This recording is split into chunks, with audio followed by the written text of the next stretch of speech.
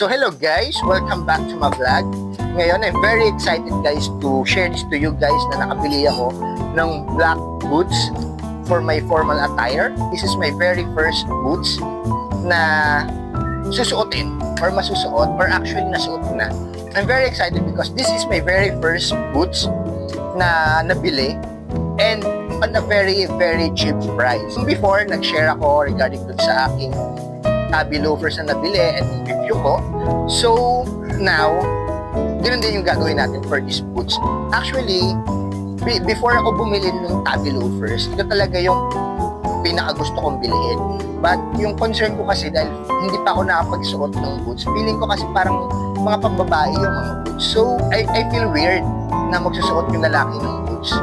But, syempre, parang nagugustuhan ko kasi yung nakikita ko. Parang ang ganda niya for mga formal attire yung suot mo, in which I like yung mga formal attires. Naisip ka na bumili ng black shoes, but ito nga, nakita ko itong boots na to, and nakita ko pag sinusuot nila, parang ang ganda tignan.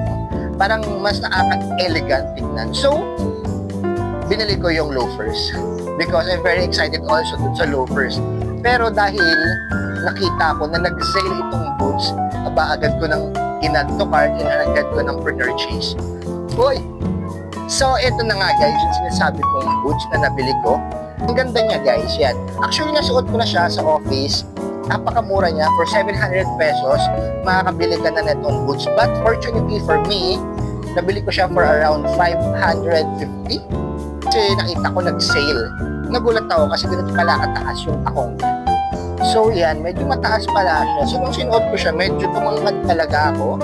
Nung sinuot ko siya, comfortable naman, nakakapanibago lang yung taas ng heels kasi this is my very first time also na ganito kataas yung suot na heels. And okay din siya kasi maganda talaga tignan yung susuot mo na mga formal attire.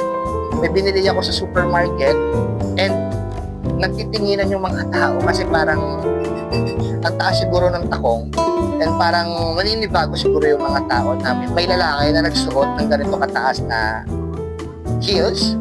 Yun, agaw pansin nga siya. Maganda yung shoes, maganda yung design, elegante pagsuot, and worth the price. Actually, sobrang mura niya para sa ganitong quality na sapatos. So, guys, try natin ito. Zipper siya, no? Pag susuotin mo siya, you just zip it down, and then pasok mo yung shoes mo. So, ayan. And then, close mo lang. So, ayan, yung tsura niya. So, okay naman pala siya pag naka-short lang. So, for my review, so una, yung price, sobrang mura, pero nandun yung quality ng sapatos. Number two, syempre, yung comfortability. Nandoon yung comfortability because when I wear it for 2 days, hindi naman sumakit yung paa ko. So, biglang na-lowbat yung aking mic. So, mag-voice over na lang ako rito. So, pangatlo is yung quality ng sapatos. Kahit sa murang presyo niya, makikita mo naman na quality. Kaya, for recommendation ko talaga ito para sa inyo. So, thank you so much for watching and bye-bye!